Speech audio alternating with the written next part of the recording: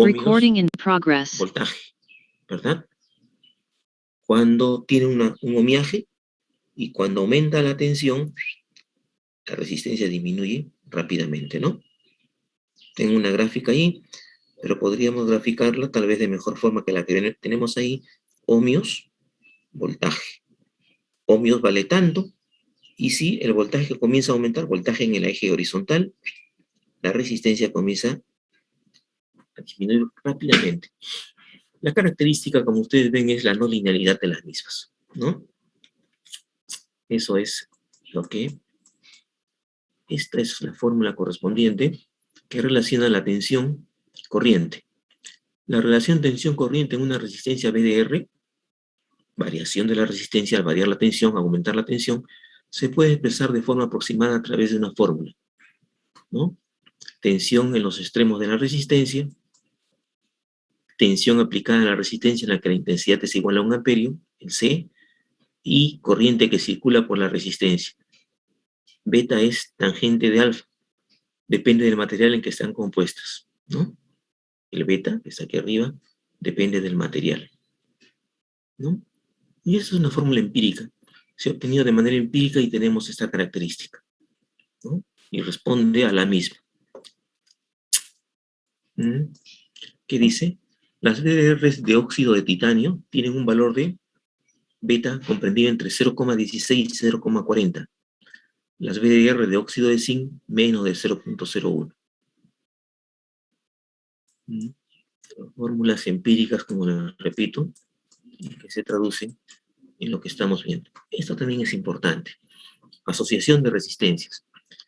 Igualmente que otros componentes electrónicos, podemos montar la resistencia en serie o en paralelo. Fíjense la característica: mediante conexionados en serie, el valor de C aumenta. Mediante conexionados en paralelo, el valor de C disminuye. ¿De acuerdo? Con ello conseguimos mantener, cuando la ponemos en serie con la carga, con lo que queremos proteger, el valor de C aumenta, y con ello conseguimos mantener el valor de corriente y aumentamos el valor de la tensión que podamos aplicar en extremos de la serie de resistencias, ¿verdad?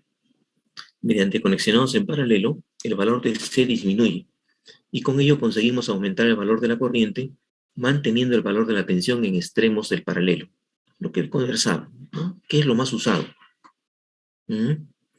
Además del estabilizador, por ejemplo, en los buenos tiempos, cuando llegaban recién las computadoras, ¿no? Las conectábamos siempre a un estabilizador, hasta ahora, y también con un varistor en paralelo, ¿verdad? Porque el estabilizador limitaba la tensión, pero era más lento, ¿no? Digamos 220 queríamos, y la variaba desde 180 hasta 240 generalmente, ¿verdad? Pero ante un pulso inmediato como consecuencia de una falla, ¿no? Fuera, ¿verdad? Poníamos varistores en paralelo con el estabilizador y la carga correspondiente. Entonces teníamos protegida nuestra máquina contra cualquier tipo de variación. Una variación constante, ¿no? Y una variación inmediata, un pulso. Características generales: amplia gama de voltajes, lo que decía hace un rato, 14 voltios a 550 voltios.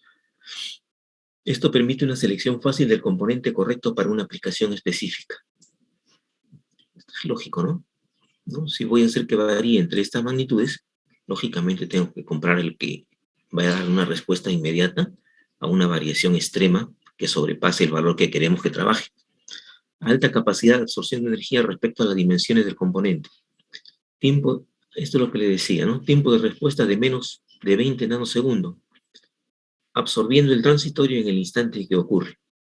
Bajo consumo de reposo. Quiere decir que cuando está trabajando estable, ¿no? El consumo es mínimo, ¿no? Del elemento que estamos conversando. Valores bajos de capacidad, lo que hace el varistor apropiado para la producción de circuitos en conmutación digital. Alto grado de aislamiento. Son las características de ¿qué? De este tipo de mecanismo, este tipo de sensor, ¿verdad? Cuya resistencia varía conforme la tensión cambie, ¿no? Si la tensión aumenta, su resistencia varía, disminuye. Si lo ponemos en paralelo, por ejemplo. Se emplean generalmente como estabilizadores de tensión, como supresores de picos, de tensión en redes eléctricas, transporte de energía en redes de conmutación, etcétera, ¿no? Observen que se utiliza en lo que estamos viendo más en electrónica que en electricidad. Sin embargo, también se utilizan este tipo de elementos, ¿no?, en potencia eléctrica, ¿verdad? Para proteger elementos de gran potencia. Resistencias NTC, ¿no? ¿Cuáles serán las NTC? La que disminuye su resistencia al aumentar la temperatura, ¿no? Disminuye su resistencia al aumentar la temperatura. Es una resistencia cuyo valor óhmico depende de la temperatura. Ya, esta característica, esta resistencia se caracteriza por su disminución del valor óhmico a medida que aumenta la temperatura. Por tanto, presenta un coeficiente de temperatura negativo, ¿no? Y a diferencia de las otras eran las PTC, ¿no? Positiva temperatura coeficiente, ¿no? Un coeficiente de temperatura negativo. NTC, NTC para grabarlo, igual que las otras. Símbolo electrónico, se está viendo acá. Nosotros le llamamos comúnmente termistores, seguramente ustedes, ¿no? Un termistor NTC es el que estamos viendo, ¿verdad?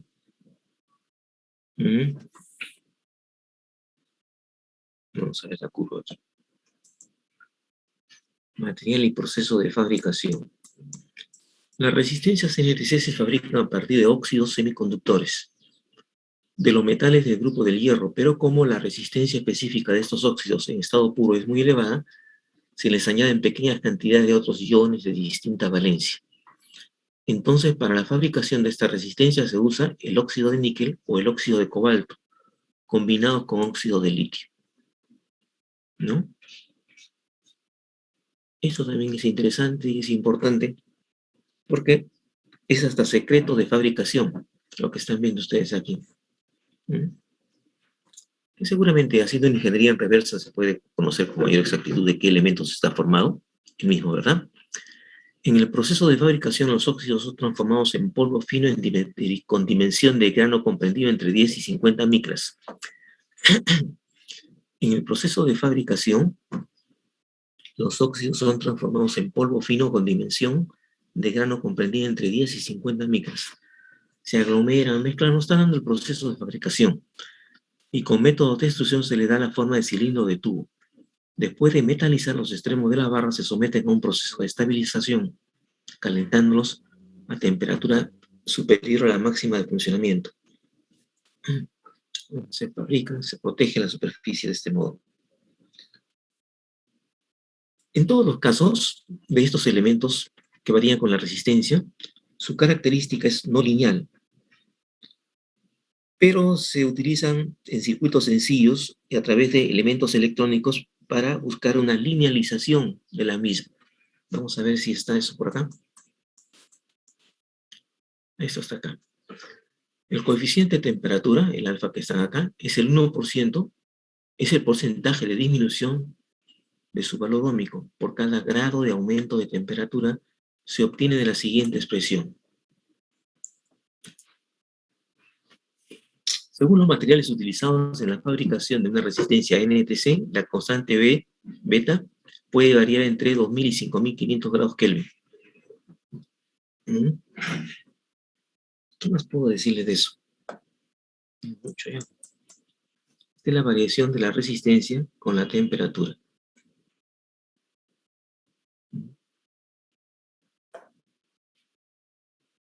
Relación tensión-intensidad.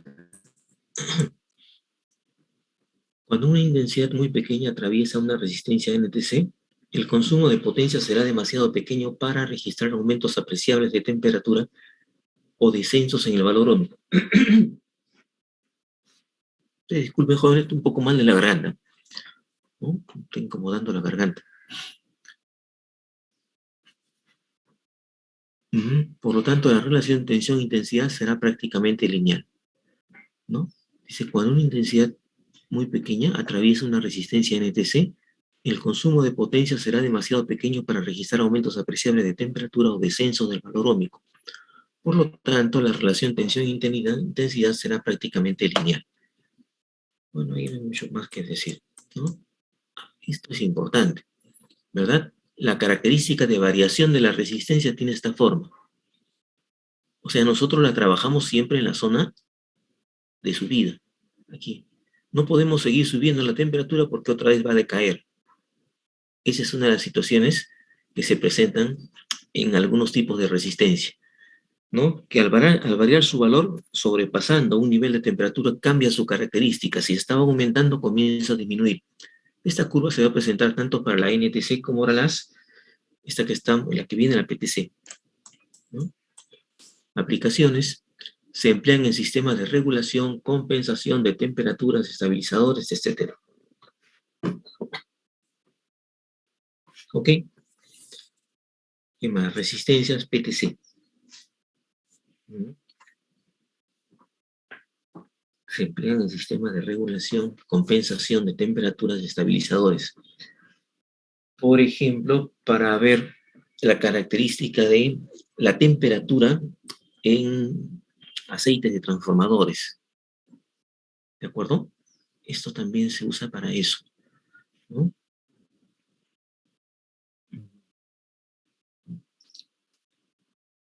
Como limitadores, por ejemplo, de corrientes de arranque también, ¿no? Eh, el, Cuando un transformador se pone en operación y está con carga, tenemos un instante de magnetización y tenemos una alta corriente, ¿verdad? Es la corriente que le llamamos inrush, ¿no? La corriente alta, y que si estuviese trabajando a través de una protección diferencial, entrada-salida, operaría el relé correspondiente. Entonces, es aconsejable poner este tipo de elementos porque no van a permitir que salte el relé ante una operación inmediata que se proponga trabajar el transformador. Porque si no, los relés siempre operarían, ¿se dan cuenta? A ver si me dejo entender. Hay una protección que se conoce como protección diferencial en un transformador, ¿verdad? Entrada y salida, ¿cierto? ¿No? La entrada y la salida se entiende que las corrientes deberían ser proporcionales a la variación del número de vueltas del transformador, ¿no es verdad? Y se pone en el medio de los dos un sistema de protección, un relé, porque puede el transformador tener alguna falla interna en la misma. Puede ser que se sature, puede ser que haya una falla entre espiras, una falla, etcétera, cualesquiera que es, pero es una falla interna generalmente. ¿Mm? Y entonces nosotros tenemos, en el caso de una no falla, en el caso de un trabajo normal del transformador, en el inicio se dispara inmediatamente la corriente de magnetización del mismo. Seguramente su profe que ustedes están viendo de máquinas les ha explicado lo que estamos conversando. Y entonces, eso daría como consecuencia que el relé siempre va a operar. Entonces, a la búsqueda de encontrar un mecanismo para que no suceda que el relé abra todo el circuito como consecuencia de detectar una falla, nosotros colocamos elementos que ante esta corriente inmediata en el arranque, ¿no? Pase corriente por el elemento y no opere el relé, ¿no? Ustedes que seguramente están interesados en todo lo que nosotros conversamos aquí, con ustedes que conversamos, pueden entrar a internet y poner corriente INRUSH, así, INRUSH, de un transformador, ¿no? Protección. Pónganlo así y se van a dar cuenta la operación de lo que estamos viendo. Resistencias PTC. Es una resistencia cuyo valor óhmico depende de la temperatura. Esta resistencia se caracteriza por el aumento del valor óhmico a medida que aumenta la temperatura, por lo tanto presenta un coeficiente de temperatura positivo. La misma fórmula de hace un rato, pero con máximo. Ahí no está, ¿no? Pero bueno, en el anterior estaba con menos, aquí es con más. PTC, su característica es la que vemos acá, su símbolo. Más T sub 0, ¿no? Sí, T elevado al 0. Es la representación de una resistencia PTC, que aumenta como consecuencia del aumento de la temperatura.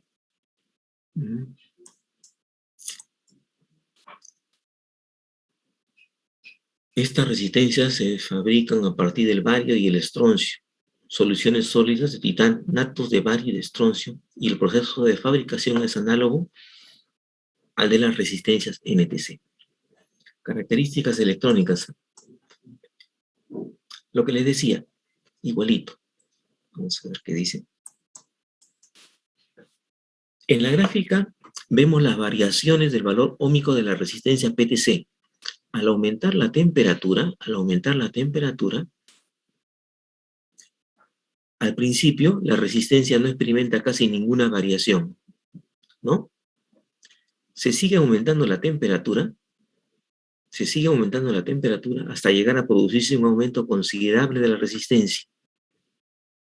Pero si seguimos aumentando la temperatura, el valor óhmico vuelve a disminuir.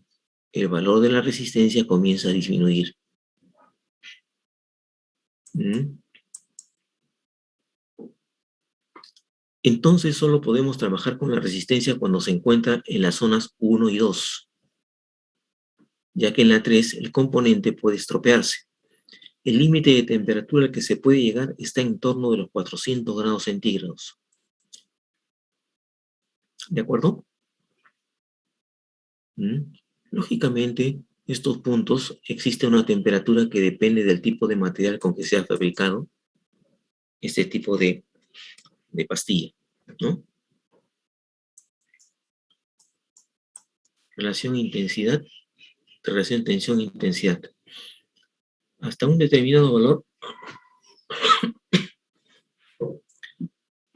de voltaje, la característica corriente-tensión sigue la ley de Ohm, pero la resistencia aumenta cuando la corriente que pasa por la resistencia provoca un calentamiento y se alcanza la temperatura de conmutación, temperatura a la cual el valor de la resistencia es igual al doble del que tiene a 25 grados centígrados. Estos son datos de operación, ¿no? Si la temperatura llega a ser demasiado alta, la resistencia pierde sus propiedades y puede comportarse eventualmente de una forma similar a una resistencia NTC, la zona de caída de variación. Por lo tanto, las aplicaciones de una resistencia PTC están restringidas a un determinado margen de temperaturas. Esto es como todas, ¿eh? Todas están restringidas a un determinado margen de temperaturas y se va a comprar entonces este elemento como sensor, ¿no?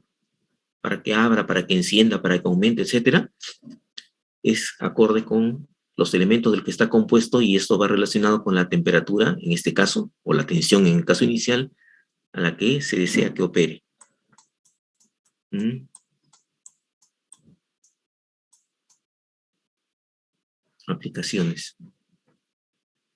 Limitación de corriente, sensor de temperatura, desmagnetización para la protección contra un recalentamiento de equipos tales como motores eléctricos. También se utilizan en indicadores de nivel para provocar retardos en circuitos, etcétera, como termostatos. Bueno, tiene múltiples operaciones, ¿verdad? Resistencia esta de la luz, resistencia LDR. Resistencia LDR.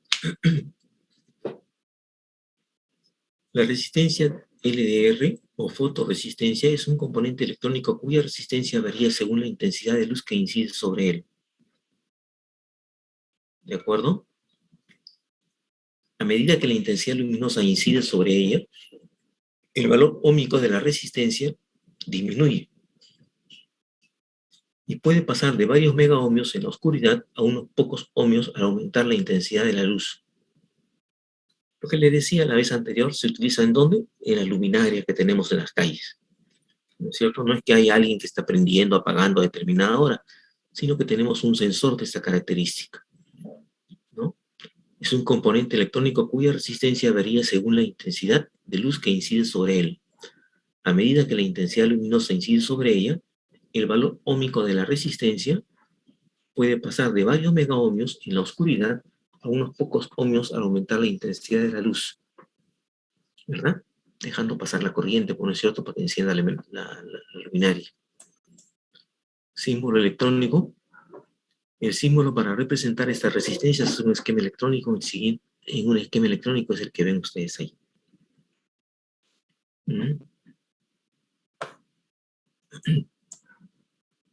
Material de fabricación y funcionamiento. Los materiales más sensibles son el sulfuro de talio, el sulfuro de cadmio, el sulfuro de plomo y el seleniuro de cadmio. ¿De acuerdo?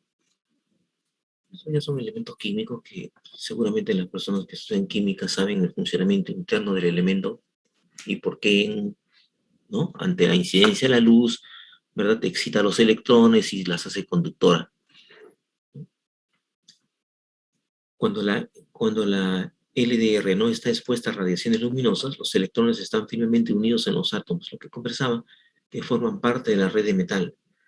Cuando sobre ella inciden radiaciones luminosas, esta energía libera electrones y el material se hace más conductor, disminuye su resistencia.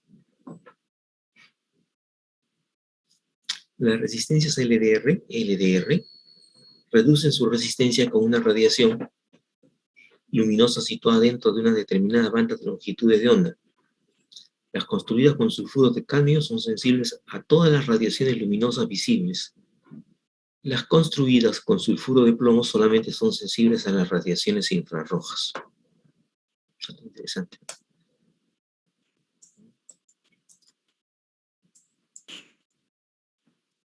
Características electrónicas. Al igual que las otras, no tenemos una fórmula empírica que funciona. La relación entre el valor de la resistencia y la iluminación se puede expresar aproximadamente mediante la siguiente expresión. L, iluminación en luz, R, valor de la resistencia, A y alfa son constantes. El valor de alfa depende del material utilizado y del proceso de fabricación. Varía entre 0,7 a 0,9.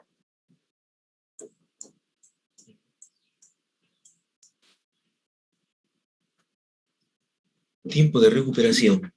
Si una resistencia LDR pasa de estar iluminada a oscuridad total, el valor de la resistencia no aumenta inmediatamente. Debe transcurrir un cierto tiempo llamado tiempo de recuperación. ¿De acuerdo? En el caso inverso, al pasar de la oscuridad a un cierto valor de iluminación, la velocidad del tiempo de recuperación es mayor. En el laboratorio de la UNI nosotros hemos hecho pruebas a luminarias estas de las calles. ¿Se dan cuenta? En el tiempo de encendido y tiempo de apagado que ahí está mencionando, ¿no? Hemos hecho pruebas de temperatura también a las luminarias, ¿verdad? Y las pruebas que estamos viendo, ¿no? ¿No? Encendido y apagado, ¿no? ¿Cuántas veces se puede encender y apagar una luminaria de esta naturaleza? En fin, se pueden realizar todas las pruebas que seguramente ustedes tienen la idea y realmente es así, aparecen en las normas. Realmente lo que aparece en las normas no es más que consecuencia de la reflexión de todos ustedes, de todos nosotros, ¿verdad? Las pruebas correspondientes, ¿no? Y una de ellas es la que estamos viendo ahí. Entonces se trajo una luminaria, se puso, que la luminaria también se hacen pruebas de vibración, ¿no es cierto? Porque a veces el aire hace que vibre y se desengancha la parte esta del plástico que lleva encima, la protección, ¿no? En fin, todas las pruebas que ustedes puedan imaginar se les realizan a las luminarias y esta que estamos viendo también nosotros hemos hecho ahí en el laboratorio de electricidad. ¿Ve? Encendido, apagado. La luminaria no se enciende de golpe, como ustedes saben, ¿no? Tiene un procedimiento, se va encendiendo poco a poco. Y para apagarse también tiene un tiempo que se mide. Lo que está mencionando acá, entonces, es medible. ¿Ven? ¿Tienen alguna pregunta, jóvenes? Esta parte de acá es importante. Esta parte de aquí, quiero ver si puedo presentarles a través de un video de YouTube el convertidor analógico digital, el que está acá. ¿Verdad? Tenemos un voltaje analógico y un voltaje de comparación, ¿verdad? Que es alimentado por una fuente de corriente, porque alimenta un condensador y el condensador debe de cargarse linealmente, de esta forma. No sé si me permiten ustedes, voy a buscar, a ver, en YouTube he visto varios, si no, ustedes pueden buscar y ver este tipo de convertidor analógico digital, se conoce como de rampa simple. Hay convertidor analógico digital de rampa simple y de rampa compuesta, o doble rampa, que también le llaman. Algunos le llaman de rampa sencilla, ¿verdad? Y otros de doble rampa que son equipos electrónicos de mejor característica porque los errores disminuyen tremendamente, ¿no? En el de rampa simple, pues este es eso, ¿no? Es una rampa que se va a formar, rampa doble, subida, bajada, ¿no? Y tenemos un contador. ¿Qué hace el contador? Cambia corriente por tiempo, ¿no es cierto? Es lo que hace, corriente por tiempo. Quiero mostrarles, a ver, no sé si lo tengo por ahí, la figura de YouTube. Hay varios ahí. Si ustedes buscan, igualmente pueden encontrar y me ayudarían bastante si buscan y lo encuentran primero. Un ratito, vamos a sacar esto.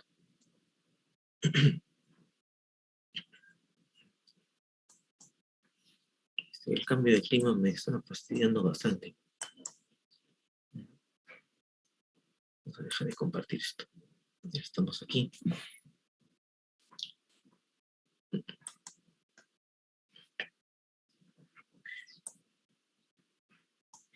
Sacamos esto de aquí. Y vamos a meternos en YouTube.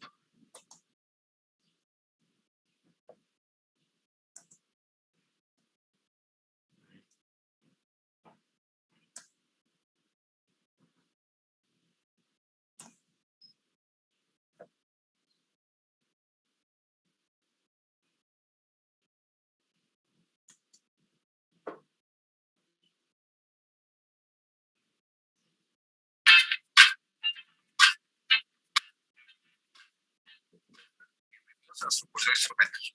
Un ratito, ¿ya? En el video veremos el conversor analógico digital de rampa sencilla. Los temas Es el que quiero. son los Un siguientes. ratito, vamos a ver Comparación esto. de voltaje.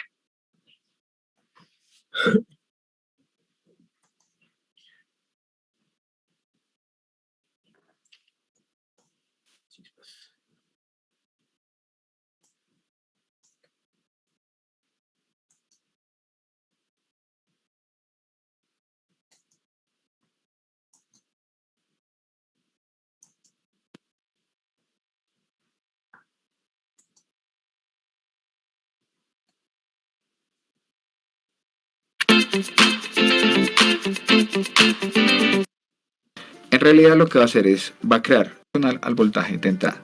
Quiero preguntarles si... En el video anterior mencionamos algunas clases de conversores analógicos digitales.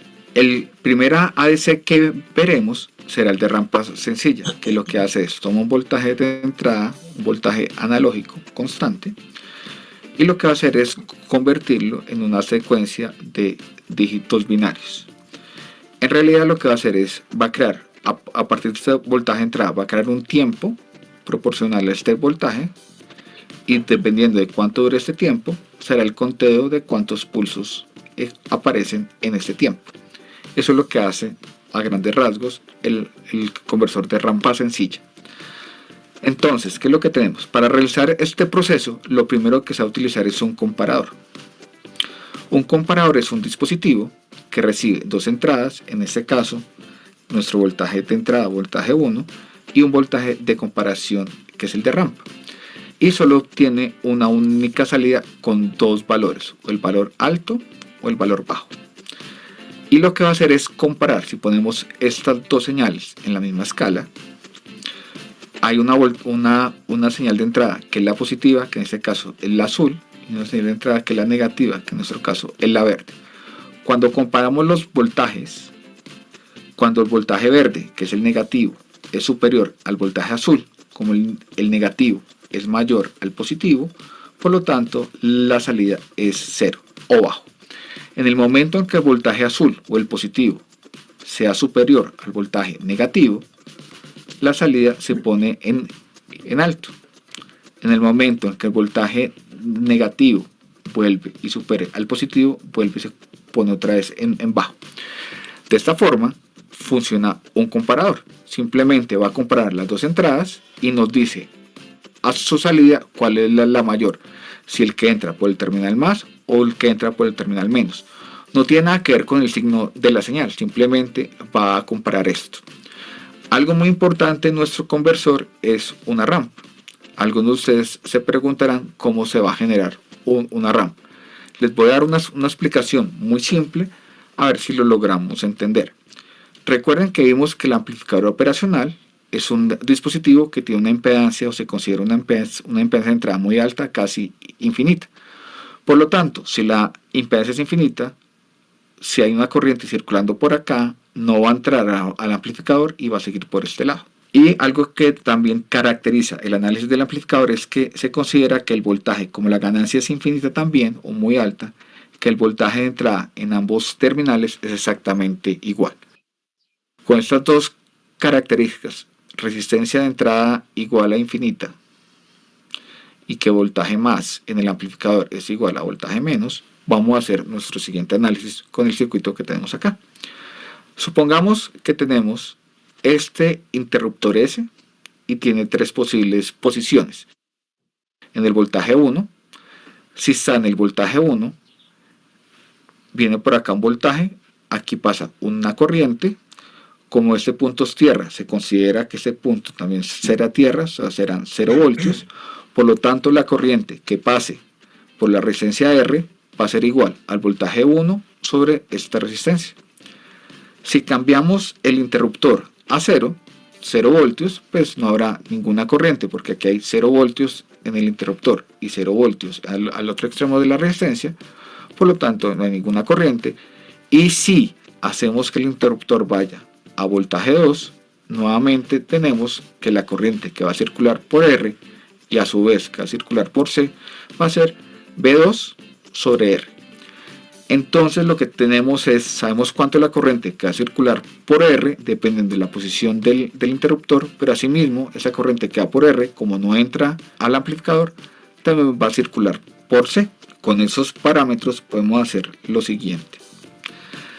Entonces, sabemos que el voltaje, por física eléctrica, que el voltaje en un capacitor es igual a su carga sobre su capacidad de almacenamiento, sobre su capacitancia. Y que la corriente es igual al cambio de carga o a la derivada de la carga con respecto al tiempo. Entonces tenemos las dos ecuaciones, la de voltaje de un capacitor y la corriente general. Si integramos la ecuación de corriente, nos da que la integral de la corriente es igual que la integral de la derivada de la carga con respecto al tiempo. Y por el teorema fundamental del cálculo, la integral de la derivada nos da exactamente la misma función, la carga. Por lo tanto, la carga es igual a la integral de la corriente con respecto al tiempo. Si hacemos reemplazo en la ecuación del voltaje, nos da que el voltaje en el capacitor es la carga, que sabemos que la carga es la integral de la corriente, sobre la capacitancia. Si seguimos analizando la ecuación que tenemos encerrada en un cuadro, lo que tenemos es que el voltaje en el capacitor es igual a 1 sobre la capacitancia por la integral de la corriente, pero sabemos que la corriente que pasa por este capacitor, lo hemos visto anteriormente, en el caso de V1 es igual a V1 sobre la resistencia. Por lo tanto, podemos cambiar la corriente por V1 sobre la resistencia. Y sabemos que V1 es un voltaje constante, porque es el voltaje de entrada el cual vamos a comparar. Como es constante, puede salir perfectamente del operador integral. El R también es una constante, sale también del operador integral, y por el teorema fundamental del cálculo, la integral de dt nos daría t. Entonces el voltaje en el capacitor sería igual al voltaje de entrada por t sobre RC. Y esto es una constante que es V1, una constante que es R, una constante que es C, multiplicada por T. Eso es una función lineal, eso es una línea recta, que si lo graficamos sería de esta forma. Entonces tenemos ya la función que vimos, BC 1 sobre RC por V1 por T, y la pendiente es lo que acompaña, o es el coeficiente de T, de la variable T, eso es el eje T, aquí que me faltó. La función del condensador en función del tiempo nos da que es una línea recta. Si el voltaje de entrada es una constante, la carga en el condensador será una línea recta. Entonces ya sabemos cómo hacer una rampa para arriba. Si queremos hacer una rampa para abajo, pues es muy sencillo, simplemente es cambiar el signo del voltaje V2, aquí sería menos V2, y lo que vamos a tener es un voltaje que va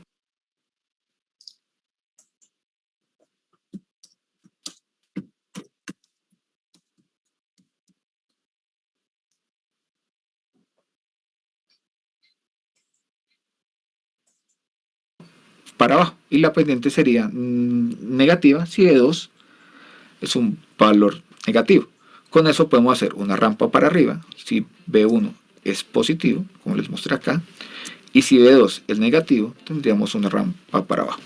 De esta forma, haciendo la conmutación del interruptor, podemos obtener voltaje para arriba o voltaje para abajo.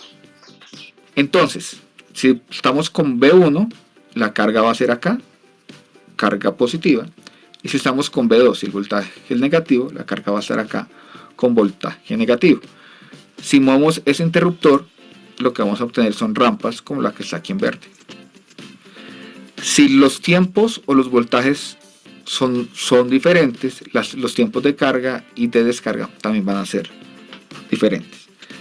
Ahora bien, si ya sabemos hacer esta rampa, haciendo la interrupción entre B1 y B2, vamos a comparar, aquí sale la rampa que ya teníamos, y vamos a comparar con el voltaje de entrada del ADC. Este voltaje es el que viene luego del divisor resistivo. Si comparamos otra vez, si ese es el menos, el de la rampa, cuando el menos sea superior al voltaje más, la salida es 0. Cuando el más sea superior al voltaje menos, la salida será arriba. Y ese es el voltaje que vamos a tener. Si el voltaje de entrada fuese muy pequeño, entonces el tiempo que vamos a comparar sería mucho más corto. Y si el voltaje de entrada sería mucho más alto, por lo tanto el tiempo que tendremos será mucho más alto. Es decir, el tiempo que dura el pulso es proporcional al voltaje de entrada, que es lo que queríamos. Entonces, si tenemos un voltaje de entrada, nos da una ventana. En esta ventana vamos a contar cuántos pulsos se van a producir. Tenemos un generador de pulsos constante que no va a cambiar, siempre se va a generar, y en esa ventana vamos a contar los pulsos. En este caso tenemos 1, 2, 3 pulsos. 3 pulsos, que es proporcional al voltaje de entrada. Si el voltaje hubiese sido mucho menor, digamos hasta acá, y hago la comparación, solamente voy a contar un pulso. Y si el voltaje de entrada hubiese sido mucho mayor, digamos acá, pues hago la predicción y hubiera contado quizás 5 pulsos. Por lo tanto, el número de pulsos es proporcional al voltaje que tengo de entrada. Entonces, junto a la ventana que va a producir el comparador y el conteo y los pulsos constantes, se va a producir un conteo, y este conteo, este número de pulsos, me va a indicar cuánto fue el voltaje de entrada. Este número de pulsos va a ser lo que me diga cuánto fue el voltaje de entrada. Si el número de pulsos es alto, el voltaje de entrada fue alto. Si el número de pulsos fue bajo, el voltaje de entrada fue bajo. Hagamos un ejemplo para poder comprender más fácilmente cómo se hace este cálculo. Se tiene un DBM con las siguientes características: un display de 3,5 dígitos, con escalas de 2 voltios y 20 voltios, como hicimos en los videos anteriores. La característica es que realiza 4 mediciones en un segundo. El voltaje máximo de entrada es 1 voltio al ADC. Y recuerden que la ganancia del amplificador es 1. El generador de rampa con 40 milisegundos de pendiente positiva y 200 milisegundos de pendiente negativa. Y descansa durante 10 milisegundos. ¿Qué se usa? Se usa una resistencia de 1 kilo ohmio y un capacitor de 200 micros para generar esa rampa. Y la tasa de repetición de los pulsos es de 10 kilopulsos por segundo, o sea, 10.000 pulsos por segundo. Las dos preguntas que nos haces son: hallar los voltajes para generar las respectivas rampas. ¿Qué voltajes hago para que la rampa se produzca como yo quiero? ¿Cuáles son los que necesito? B1 y B2. Y la segunda pregunta es indicar el número de conteos realizados si el voltaje de entrada al DBM son 18 voltios. Entonces, para empezar a resolver el ejercicio, nos damos cuenta que son las mismas características que hicimos en el video del atenuador y del amplificador, que son escalas de 2 voltios y 20 voltios, resistencia de 10 megaohmios, la escala de la ADC igual a 1 voltio, la ganancia de este igual a 1, por lo tanto aquí nos da 1 voltio, y display de 3,5 dígitos. Si repetimos los cálculos, nos va a dar que R2 va a ser igual a 500 kiloohmios, R1 igual a 4.5 megaohmios, R0 igual a 5 megaohmios. No repetiré los cálculos porque ya los hicimos en el video anterior para poder avanzar en nuestro ejercicio. Lo que sí vamos a hacer son los cálculos de la rampa. Nos dicen que hace 4 mediciones en un segundo. Haciendo la regla de 3, si hace 4 mediciones en un segundo, una medición en cuánto tiempo lo va a hacer. Resolvemos esta regla de 3 y nos da que x es igual, si una medición por un segundo sobre 4 mediciones nos da 0,25 segundos, o sea, una medición nos la hace en 250 milisegundos. Es decir, hay un tiempo en el que baja, un tiempo en que se mantiene, un tiempo en el que sube, es un ciclo completo, y ese ciclo dura 250 milisegundos a lo máximo. Ya con el tiempo de rampa, lo que podemos hacer es el cálculo de los voltajes B1 y B2. Recuerden que cuando está en 0, lo que va a pasar es que acá está el tiempo 0. ¿Cuánto es el voltaje máximo que va a llegar esta rampa? Pues va a estar condicionado por el voltaje máximo de la DC. Habíamos dicho que el voltaje máximo de la DC sería 1 voltio. Entonces va a ser máximo 1 voltio y mínimo 0 voltios. Para hacer el cálculo de los voltajes, simplemente partimos de la ecuación. El voltaje en el condensador es igual al voltaje B1 por el tiempo sobre R y C. ¿Qué es lo que hay que hallar? El voltaje B1, por lo tanto, se despeja. Ya sabemos cuánto es el voltaje en el capacitor. El voltaje máximo cuando está aquí en 1 va a ser 1 voltio. RC nos da el problema, que son 1 kiloohmio y 200 microfaradios. Y el tiempo, sabemos cuánto es el tiempo de carga, son 40 milisegundos. Se resuelve esta ecuación y nos da que B1 es igual a 5 voltios. De esta forma hemos hallado B1. Si se repite esta misma ecuación para B2, obtenemos lo siguiente. Voltaje en el capacitor 2, B2, cuando va a pasar de máximo 1 voltio hasta 0 voltios. Nuevamente se despeja B2, que es el que nos interesa, nos da que es igual al voltaje en el capacitor por RC sobre T. El voltaje en el capacitor va a ser 1 voltio, R y C nos da el problema y el tiempo de descarga va a ser igual a 200 milisegundos, también nos da el problema. Despejamos B2 y nos da que B2 es igual a 1 voltio. De esta forma ya tenemos el voltaje de entrada B1 que es igual a 5 voltios y el voltaje de entrada B2 que es igual a 2 voltios y 0 voltios para hacer este plano acá. Hemos así resuelto la primera pregunta del ejercicio. ¿Cuánto es el voltaje de carga? Es igual a 5 voltios. ¿Y cuánto es el voltaje de descarga? Que es igual a 1 voltio. Así ya hemos obtenido estos dos valores. Ahora, vamos al segundo punto. Si tenemos en cuenta el divisor resistivo de la escala de 20 voltios, la pregunta que nos han hecho anteriormente es indicar el número de conteos si la entrada fuera de 18 voltios. Como es de 18 voltios, tiene que estar en esta escala. Por lo tanto, hacemos el divisor. El voltaje de entrada del amplificador es igual a Vin por R2 sobre el total de la resistencia. Vin de Vm va a ser igual a 18 voltios, R2 sabemos que es de 500 kiloohmios y la resistencia total es igual a 10 megaohmios. Por lo tanto, si aquí hay 18 voltios de entrada, ¿cuánto voltaje está a la entrada del amplificador? Eso es lo que hemos planteado con el divisor resistivo. Si hacemos esta división nos da que el voltaje de entrada al amplificador es igual a 0,9 voltios. Si ese es el voltaje de entrada, el voltaje constante que va a entrar acá, 0,9 voltios, ese es el voltaje que vamos a comparar con las rampas. Tenemos un voltaje de entrada al conversor análogo digital de 0,9 voltios y tenemos nuestras rampas como están pintadas ahí en verde. Lo que hay que hacer es calcular el tiempo que daría la ventana hacia arriba. El tiempo que daría cuando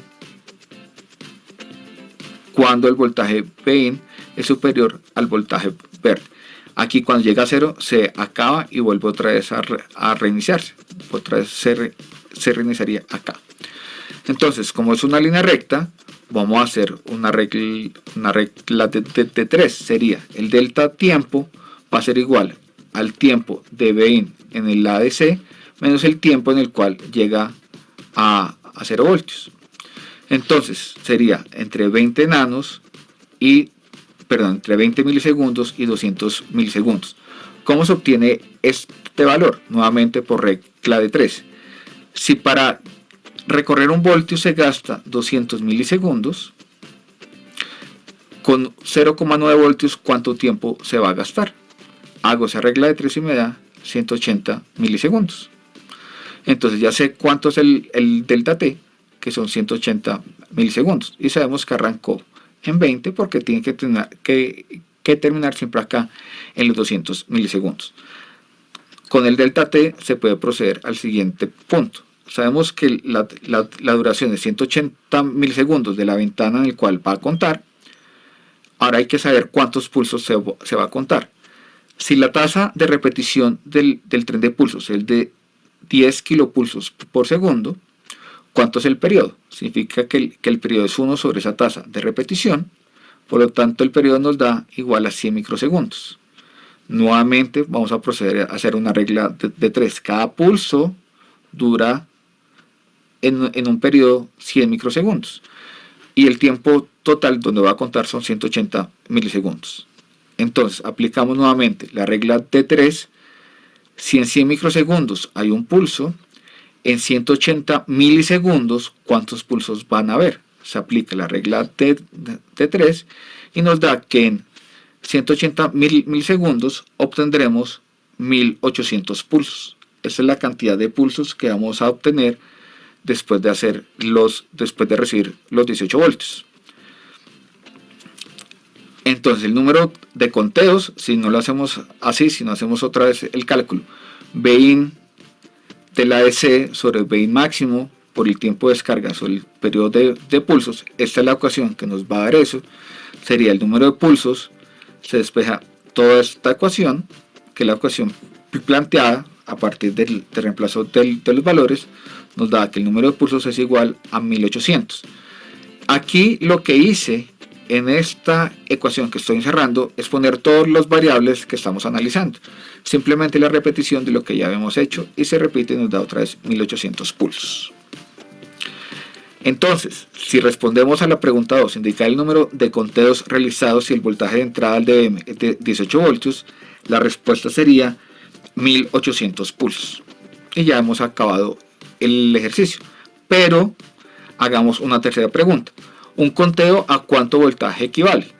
¿Y cuál es la resolución de la medida? Un conteo a cuánto voltaje equivale se hace nuevamente con regla de 3. Si 1800 conteos es igual a 18 voltios, un conteo ¿a qué valor es? Y nos da que un pulso equivale a 10 milivoltios. Así ya sabemos a cuánto equivale un conteo. Y ese mismo valor equivale a la resolución. Si tenemos que un pulso es igual a 10 milivoltios, ¿cuánto se va a mostrar en una pantalla de 3,5 dígitos? 18,00. Ese 00 equivaldría a decenas de milivoltios. Eso serían unidades de voltios. Este que está abajo sería centenas de milivoltios. Este sería decenas de milivoltios. Y con eso obtendríamos la resolución de nuestra medición. En resumen, los temas que hemos visto el día de hoy son conversión de voltaje de entrada a tiempo de conteo, generador de rampa y comparador, número de pulsos proporcional al voltaje de entrada. Y hasta aquí nuestro video del conversor ADC de rampa sencilla. En el siguiente video veremos el conversor analógico digital de doble rampa. Muchas gracias.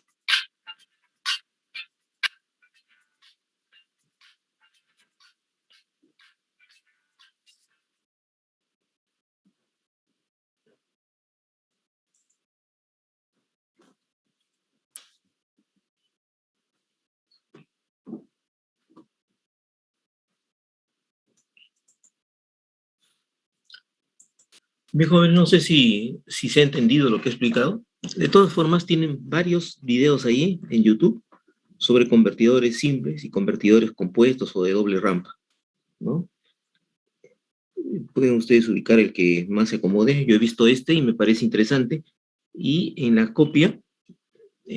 grabación, va a aparecer también un resumen de lo que ustedes acaban de ver, ¿no? Y que yo lo he hecho a pulso, ¿no? Eso es. Si ¿tienen alguna pregunta, jóvenes? ¿Mm? Lo otro es que quiero saber cómo anda lo de los trabajos. Lo de los trabajos me está preocupando porque ya debería estar buena parte terminado, ¿no? El trabajo este. ¿Mm? Y lo otro es que tengo que darle un puntaje al trabajo. ¿Qué les parece? ¿Lo promedio con su examen? No, porque solamente el acta he estado viendo es parcial, final y sustitutorio, ¿no? El parcial ya lo damos la próxima semana, ¿verdad? Y ya pues queda esa nota del parcial, pero para el final ya deben haber sustentado todos, ¿no? Y sobre ese final necesito de alguna forma promediar la nota de exposiciones que puedan ustedes hacer o simplemente un puntaje darle a las exposiciones para que sumados a lo que sacan ustedes en el examen tengan su nota final. A ver si me comentan algo sobre eso, por favor, y me comentan también sobre qué tanto han avanzado y si tienen alguna dificultad, si han conseguido la norma, saben cómo es el procedimiento, qué tipo de prueba les ha tocado y por qué esto es así o así, que alguna pregunta de haber con respecto a ese tema. ¿Mm? A ver, con ustedes, ¿qué tienen que decirme? Jóvenes, ¿me están escuchando? Sí, me están escuchando, pero no me dicen nada. Ingeniero, se le escucha. Dígame. Sí, ingeniero, sí, ingeniero. ¿Se escucha, profe? Sí, le escucho bien. ¿Puede decirme lo que piensa, lo que le parece, cómo podría resultar que el trabajo sea provechoso para ustedes y les sirva también como parte de la nota del examen final? ¿Cómo podría ser mejor? A ver. Ujú. Yo le puedo decir lo que sucedió, por ejemplo, el ciclo pasado, ¿no? Que ahí tengo, que les aumenté un puntaje, ¿no? A la prueba final, ¿de acuerdo? O sea, un puntaje, digamos, 6, 7 puntos, etcétera, o 8 puntos, ¿no? Dependiendo de la exposición que hagan, y su prueba final es sobre 20, y lógicamente podrían sacar 20, ¿no? Y más los 8 puntos serían 28. ¿Se dan cuenta? Y si sacan 12 tendrían 20. Pero eso podría ser una forma de trabajo a este tema, porque dada la situación de pandemia y todo lo que tenemos, es bastante incómodo, ¿no? El dictado de un curso que es evidentemente, dada la situación, puramente teórico. ¿Ven? Nosotros a estas alturas no hemos visto el instrumento, ¿no? Pero ustedes seguramente están leyendo. Entonces podemos hacer una conversación, que es lo que yo busco, ¿no? Saber qué cosas se ha entendido de lo que es el trabajo que están realizando, que todos sean espectadores de lo que la persona está exponiendo, ¿no? Y la idea es sacarle provecho máximo a lo que puede haber leído, ¿ven? Yo simplemente les daría un apoyo con respecto a la parte de pruebas que les ha tocado, ¿no? Y los problemas que se presentan seguramente. ¿Mm? Pero ustedes tienen que tener las pruebas me refiero a los mecanismos que se hacen los trabajos en el laboratorio, para que se den cuenta, ¿no? De qué es lo que necesitan, cómo se hace. ¿De acuerdo? A ver, necesito primero lo primero. Lo primero es, ¿cómo sacaríamos nosotros el promedio de la nota? ¿Mm? Opiniones.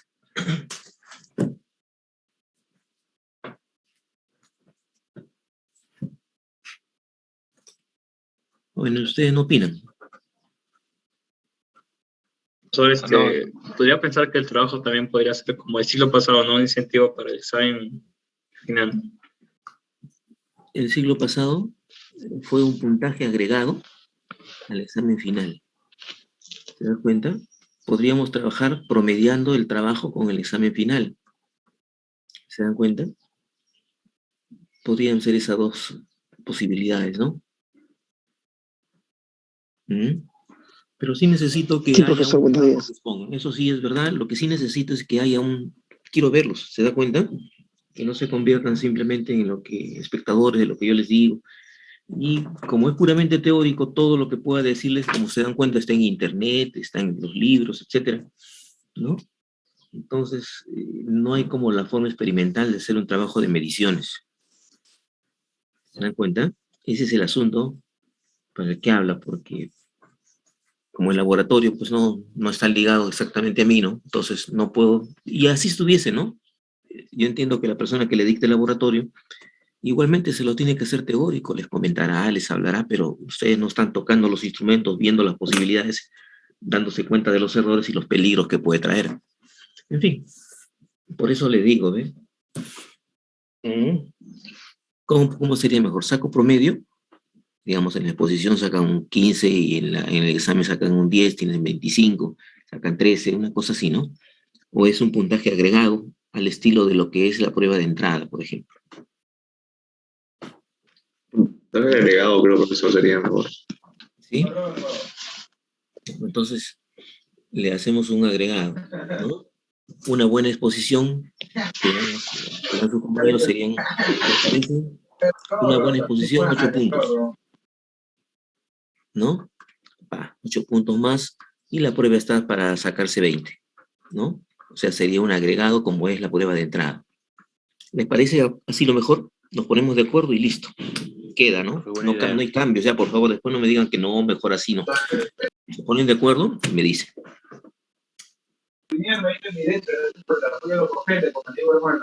Profesor, No se disculpe, escucha muy bien. ¿cuánto No se dijo que escucha era el bien. máximo que nos podía subir en la exposición? 8, 8. 8 pues sería. Ya, profesor. ¿Ya? Queda entonces así, jóvenes. No, una vez que ya queda, ¿verdad? Para no estar haciendo cambios que no, por eso no me gustó, etcétera, ¿no? Sí, ingeniero. Hacemos lo que les digo. Sí, ingeniero, sí. Sí, Una ingeniero, buena sí. exposición, 8 puntos agregados, ¿no? Y nadie va a tener tampoco que no valga la pena hacer la exposición, ¿sí? Hagan la exposición, por favor, ¿no? Porque alguno puede pensar de la moda, ¿no? No, si yo soy un campeón, yo puedo sacarse mi 14 y no necesito que me agregue nada. Yo necesito verlos trabajar. Quedamos entonces de esa manera, ¿de acuerdo?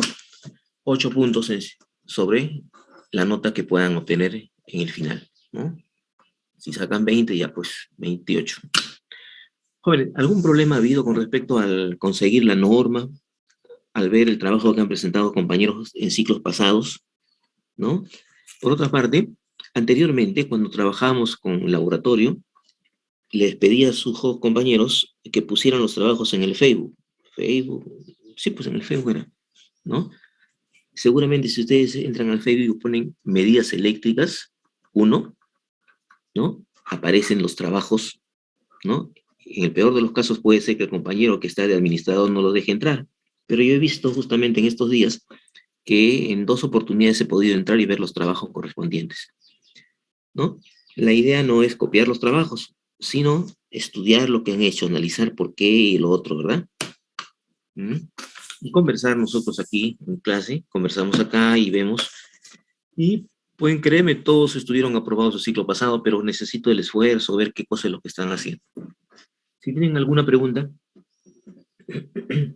¿tienen alguna pregunta, jóvenes?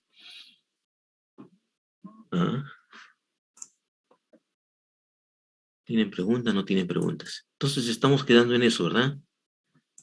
Recording stopped. ¿Sí? Sí, ingeniero. Quedamos así. Sí, jóvenes, Sí, ingeniero, sí. lo voy a dejar pues ahí nomás. ¿Sí? Estoy con la garganta que no da para más. Y todavía tengo Una que... consulta. Después tengo que editar con los señores de circuitos a las 10. Vamos a quedar ahí nomás. ¿De acuerdo? Profe, una consulta. Sí, por favor. Diga. El parcial más o menos será teórico, entonces, la mayoría de las preguntas. En el libro, claro, en el libro de Frank, la parte está de errores, ¿no? Media, mediana, etcétera, ¿no? Cómo se calcula el error cuando tenemos 2, 3 elementos, ¿no? Eso entra, porque esa es la parte que todos los libros tienen. Yo le sitúo de Frank porque lo que hemos hecho en teoría lo he sacado del libro de Frank, Medidas eléctricas de Frank, ¿no? Tiene esa parte, ¿no? Entonces, algún problemita de esa naturaleza para el examen parcial, ¿ven? Y ustedes lo ven y lo resuelven. Y las otras preguntas son teóricas, pues, ¿no? Por ejemplo, ahí ustedes han estado viendo y seguramente les ha interesado ver qué significa de 3,5 dígitos. ¿No es cierto? Han estado viendo ahí en la exposición que ese señor de YouTube ha hecho, ¿no? Dice, es un instrumento de 3,5 dígitos. ¿no? Entonces lo primero que hago es entro a internet y busco, ahí también hay, ¿no? ¿Sí? Hay eso, ¿no? Busquen así nomás 3,5 dígitos, ¿qué significa? ¿Qué significa y por qué? Significa que el primer número puede ser solamente un 1, o sea, ustedes tendrían 4 dígitos, 1900, ¿no? A lo más, 1999, el máximo valor que puede darles. O sea, no podría ser 2001, porque el primer dígito solamente es un 1. A eso le llaman 3 dígitos finales, 1, 2, 3, y al primero le llaman medio dígito, porque solamente puede ser un 1. Y eso depende del tipo de instrumento. Lo que hemos estado viendo es un instrumento de una rampa simple. Pero si fuera de rampa compuesta, seguramente admitiría una posibilidad mayor en el primer dígito de izquierda a derecha, ¿no? O sea, el máximo número que podrían haber obtenido ahí sería 1999. Nosotros 4 dígitos, pero el primero solamente puede ser un 1. A eso le llaman 3,5 dígitos.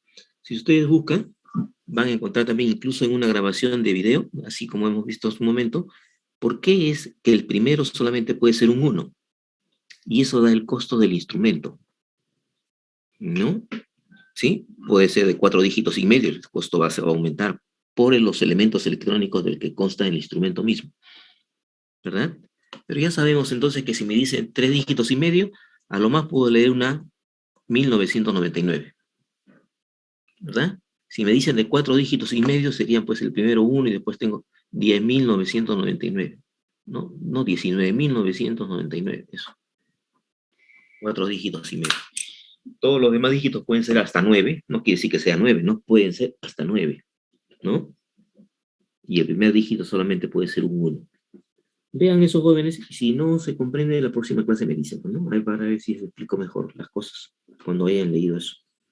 Pero eso es una forma también de analizar el tipo de instrumento y el costo del mismo. Por el número de dígitos que tiene. ¿De acuerdo? A ver. Profesor, entonces, sí, dígame. Disculpe, el parcial estaría viniendo hasta este último tema, entonces. Claro, este último tema, sí. ¿Ya? Quedamos así. Vean en la conversión análogo-digital, que seguramente hay varios entre ustedes que son electrónicos y que han visto eso y lo han entendido a la perfección. Y los que no lo han entendido, tiene varios profes ahí que les van a explicar lo mismo. Y ya si no se comprende, conversamos también en la próxima clase. ¿De acuerdo? ¿Alguna otra pregunta, jóvenes? ¿Nos quedamos ahí? Hemos quedado en algo, ¿sí? Jóvenes, los temas, por favor, tienen que decirme cómo van. Porque lo que sí necesito es que todos se pongan en la fecha correspondiente. Mismo Perú, todos vamos a irnos a la última fecha y entonces la última fecha no puede ser que todos se expongan. No va a alcanzar el tiempo. Hay suficiente tiempo y cada grupo tiene para tener 40 minutos, 35, 40 minutos para exponer, ¿no? Por partes, bien detallado, conversamos un buen rato ahí, ¿no? Y dejamos el trabajo ahí para que su compañero lo vean, lo tengan, lo analicen y todos pueden participar en una buena conversación ahí de cómo se hicieron las pruebas y por qué se tienen que hacerse así, etcétera, etcétera. A ver si hacemos las cosas de esa manera y las cosas salen bien. En cualquier caso, tenemos que hacer la prueba para que salgan bien también. Bien, jóvenes, quedamos así. ¿Alguna pregunta? Ahí nos quedamos, ¿ya? Sí, profesor. Sí. Dígame. Sí, le Profesor, ¿me escucho. escucha? Diga. Hay un grupo que ya, no están trabajando juntos, que es el grupo 2, el último. Han habido problemas y hemos cambiado de grupo. No sé si se puede hacer aquí también o seguiríamos en...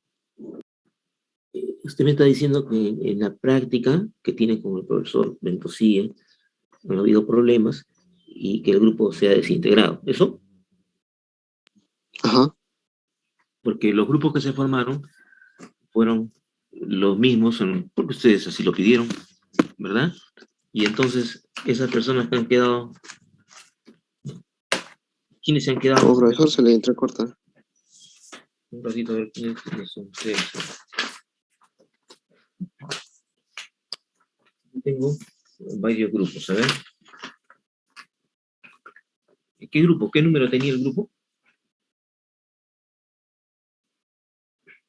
¿Se acuerdan? ¿Cómo dice? ¿Qué grupo era el que me dice que se formó y que se decidió? ¿Qué El número grupo tenía el 12, el grupo? último. 12, 12.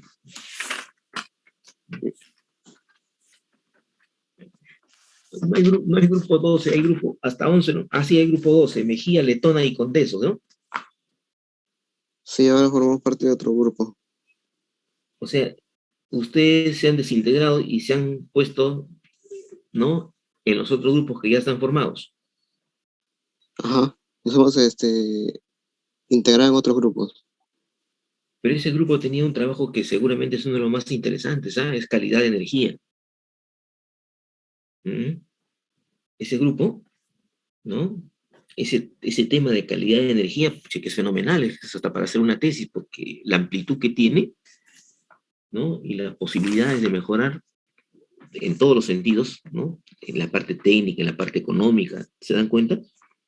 Es amplio. Y ahora, ¿ustedes qué cosa van a hacer? ¿O se han integrado en qué grupo? ¿Mm? ¿Qué van a hacer? Como ¿Me ingeniero se le escuchan? entrecorta. ¿Ah? Sí, ingeniero, buenos días. ¿Cómo está? No me escucha, ¿verdad? Dígame, dígame. Sí, sí le escuchamos, ingeniero. A ver, por favor, Ingeniero, entonces. en mi grupo ha acogido a uno de los compañeros que se han separado de ese grupo, del grupo 12. Ya, Entonces, pero el grupo 12 todavía existe. el grupo 12, bueno, el grupo que se ha desintegrado, creo que es el grupo 12. Sí, estamos hablando de ese grupo. Ya, entonces uno de los compañeros, Condeso, forma ¿Sí? parte de mi grupo en este momento. ¿Cuál es su grupo? El grupo, creo que es el grupo 5, ingeniero, no sé si lo puede verificar. El grupo 5, Irazábal, Rojas, Rivera y Malca. Sí, ingeniero. En este grupo está Miguel Condeso como nuevo integrante, porque habían problemas para que también se integre a otros grupos, no había la posibilidad de que lo acepten, entonces nosotros conversamos al interno y lo aceptamos, lo integramos, ¿no? Sí, Entonces, con él estaríamos haciendo el trabajo también que usted nos comenta, que nos ha encargado. contadores de energía es. Así es, ingeniero. ¿Cómo Ya, y podríamos otro, regularizar eso, ingeniero? Porque en realidad teníamos que llegar a este momento a comentárselo y para que usted tenga conocimiento, ¿no? sí puede ser es importante, ¿no? Que nos estemos comunicando. Y los Así otros es. señores, Mejía y Letona, se han quedado en el grupo. Pero, no, el compañero Mejías ha venido a mi grupo 7. ¿Usted qué grupo es? Grupo 7 soy yo. Grupo 7, a ver, vamos a ver el grupo 7. Están los señores Murrieta, Ríos y Espinosa. Sí, mi compañero Mejía ha venido a nuestro grupo por la disolución del grupo 12, ¿no? Y Letona, ¿está ahí el señor Letona? ¿Ha venido? Sí está. Lisette, ¿no? A ver, Sí, señorita profesor. Lisette, ¿está usted ahí? Sí, profesor. ¿Y usted qué va a hacer solita ahí? Ah, no, yo estoy en el grupo 3. Usted me dijo y no lo escucho bien. Ah, que yo estoy en el grupo 3. En el grupo 3, cables eléctricos subterráneos, Paucar, Guerrero, Ledesma y Anchiraico. Sí, profesor. Bueno, pues, ¿qué puedo decirles? A ver, pero trabajen, pues. Lo cierto es que las fechas quedan, ¿ah? Por si acaso las fechas tienen que ser en las que nosotros hemos ya conversado, ¿sí? Las fechas son las mismas. Por ejemplo, el grupo 3 es cables eléctricos subterráneos, ¿no? Cables eléctricos subterráneos es para el 9 de noviembre. Eso ya está conversado. Y pues, ¿qué cosa más? Espero que no se vuelva a desintegrar algún otro grupo y tengamos problemas, ¿no? Luego. Pero han avanzado. Quiero saber si están avanzando. Esa es otra de las cosas que me está preocupando, ¿no? Porque el 9 de noviembre que empezamos, ¿no? Ya están los de cables. ¿Se dan cuenta? Prácticamente con ellos empiezo. A ver, si me comentan, si me dicen algo. Si no ahora me dicen la próxima clase, pues, pero ya para el 9 de noviembre tiene que estar todo listo. Si no, mismo Perú, como les decía, ¿no? Todos vamos a la última fecha y entonces todos vamos a perder así y no vamos a sacarle ningún provecho a lo que estamos conversando, ¿no? Lo importante es hacer el esfuerzo y presentar el trabajo y ver qué cosa es lo que se ha hecho para poder hacer la conversación correspondiente. Y si no encuentran, sobre eso hay bastante, sobre cables, sobre calidad. Realmente todos los trabajos sobre transformadores tienen bastante información, ¿no? Y si no hubiese y tienen algún comentario que hacer, me lo tienen que hacer ya, pues, ¿no es verdad? Bien, jóvenes, nos quedamos pues ahí. Entonces, acepto el cambio que ustedes me dicen. Mejía pasa al grupo 7, Letona al grupo 3 y Condeso al grupo 5. ¿Sí? ¿Quedamos así? Ok. Bien, que les vaya bien, pues, ¿sí? No sigan con lo mismo. No vayan a estar otra vez distribuyendo otros grupos, claro, ¿no? Disolviendo su grupo y cosas así, ¿no? Ya queda así. Ok, jóvenes. Pasen bonito. Suerte, todo. Cuídense.